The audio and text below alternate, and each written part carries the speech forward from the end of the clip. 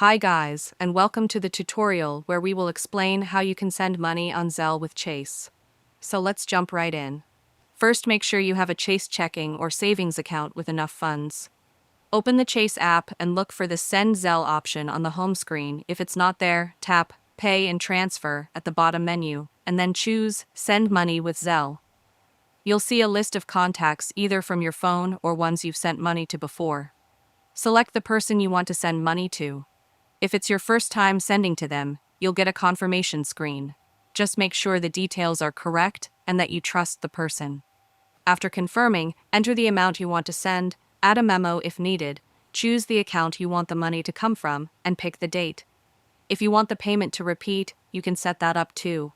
When everything looks good, tap Review and Send, double-check the info, and then hit Send Now. The money will be sent immediately, and the recipient will get a notification once it's received.